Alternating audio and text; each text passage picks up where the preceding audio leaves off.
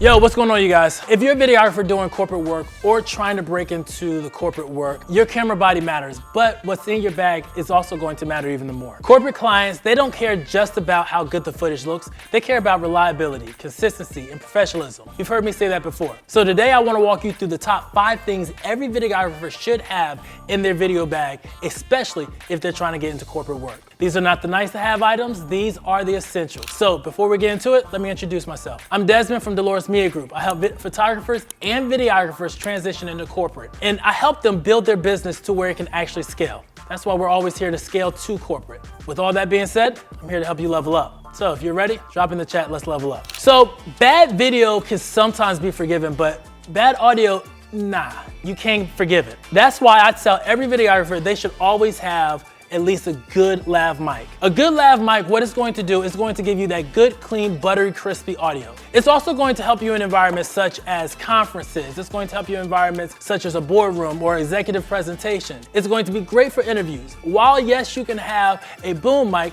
sometimes you don't have the space and sometimes you don't have the time. The other thing that I will say is when it comes to a lav mic, what it does is it gives you versatility over the competition. Why? Because being able to put a small lav mic, tuck that wire away, it's going to also make sure that you're capturing exactly what someone is saying. I will tell you that when it comes to lav mics, I use a few different types. I have the DJI mics. I also have some Sennheisers. And I've also used some Hollyland mic. It doesn't really matter which one you choose, but what I will tell you is that when it comes to the mic that you choose, you wanna make sure that it has a few key components. One, you wanna make sure that it has a port to where you can plug in an additional wired mic. You don't wanna just keep walking around with a DJI mic on top of your shirt, being seen, showing all the branding. You want it to be clean and professional, especially in the corporate environment. Now, of course, if you're doing social media reels and things of that nature, then yeah, you can have something as simple as the little lav thing right here to where it has a little fuzzy foam thing on top and you can speak into it as a windshield. That's great. But I'll tell you, these are my tried and true. I have quite a few of these. I will tell you that when it comes to the Sennheiser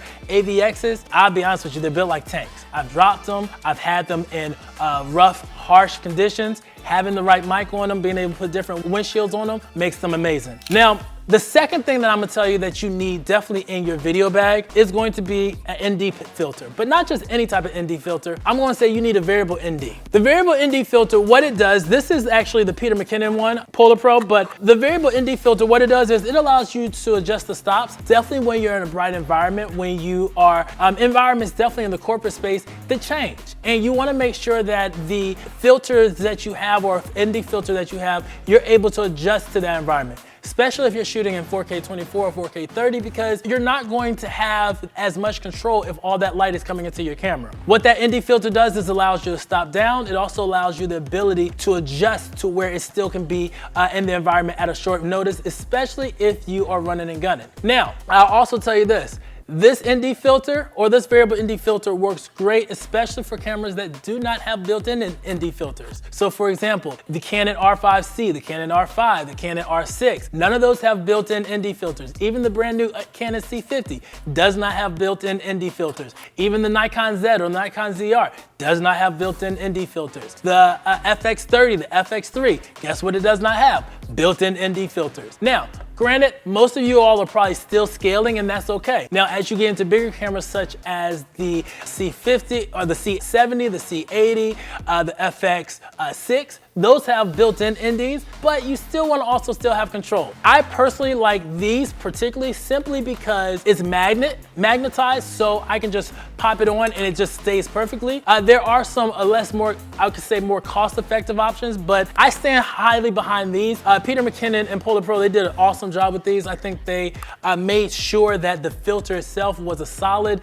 and it's also built tough too. What this does is it also saves you from having to run and put on a filter or ND filter on your matte box. It's an extra piece that you don't really need to have, or it just adds extra weight that you may not want to put on your rig. Now, number 3 that every videographer should definitely have in their box, these right here. These, I would tell you, have saved so many shoots. And what they are, simply V-mounts. V-mounts have changed over the years. I remember when I first started in photography and videography, the V-mounts were massive, they were heavy, they were big and bulky. Small rig, they make a great V-mount. There's a lot of other companies that do newer, and also, of course, Godox. They all have different, I don't think Godox actually has V-mounts. But regardless, Small Rig is the company I go with. And when it comes to the V-mounts, I'll tell you, these V-mounts, they last forever. This is a 99, this is a 50. The 50 is typically what I put on my gimbal when I'm running and gunning, as well as also I can usually power my Sonys with these. For my Canons, I usually run with the 99s just because it allows me to power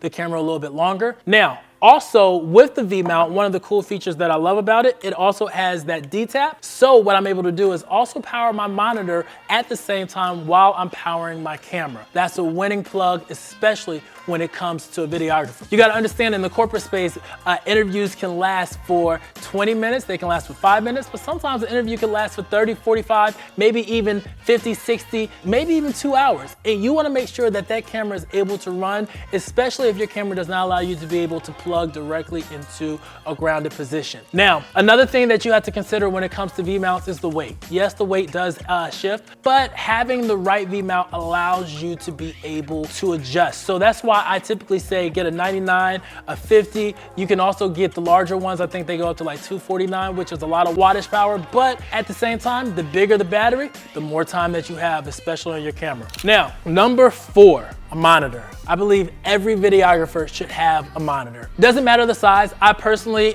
just picked up the Hollyland Pyro 7s. These are amazing. I have 2 of them. I also have the Pyro 5. The transmission between this monitor and my iPad is chef's kiss. But the reason why I think that every videographer should have a monitor is because, let's call a spade a spade. Just because you have a rotated monitor on your camera, that thing gets in the way. I have had moments in which mine has snapped off. I've had moments in which it goes black. I've had moments where I can't see clearly. And you don't want to miss focus, especially when you're doing video, because guess what? You got one shot. It's just like Eminem says, you got one mic, hey, you got one shot to get it right. And at the end of the day, when it comes to a monitor, having a big screen right there on top of your camera allows you the ability to be able to see your shot clearly, make sure that your colors are where they need to be, making sure that the whole camera itself is operating the way you need, meaning looking at your false color, looking at your peaking, making sure that you have proper focus. All of that matters. Now, the other benefit for some monitors, for example, the Hollyland Pyro 7s and the 5s are, they pretty much create a transmission to where I can send a feed directly to my iPad, which now my iPad becomes a director's monitor, now allowing my client in the corporate space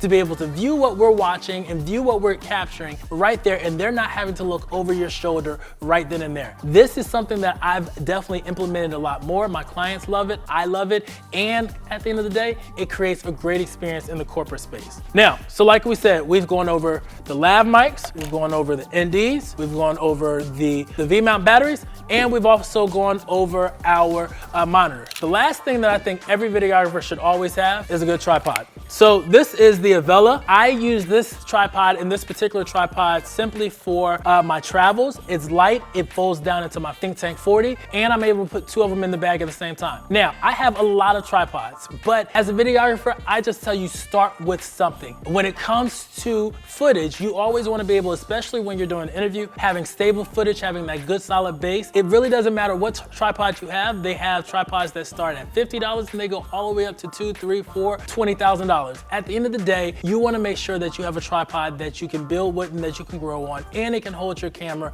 effectively. The last thing that I will say is this: when it comes to a tripod, you understand that the tripod is just an additional arm to you as a videographer. You're going to have situations to where you want it stable. There's going to be moments that you want to run and gun. There's also going to be moments that you're going to need that gimbal or the drone shot. But if you're starting out, I tell you, every videographer should always have a tripod. So these are the top 5 things that I believe that every videographer should have when it comes to building their kit and making sure that they're ready for the corporate space. First, some type of microphone. Second, ND filters. Third, V-mounts. Then you have your monitor. And then of course, you're going to have a tripod. Having these items is only going to set you up for success. As you guys know, I'm here to help you level up. With all that being said, smash the subscribe button if you like what you're hearing. Especially share it with someone else that also is wanting to get in this corporate space. My name is Desmond here at Dolores Media Group, and I'm here to help you level up and be the best that you can be, especially in the corporate space.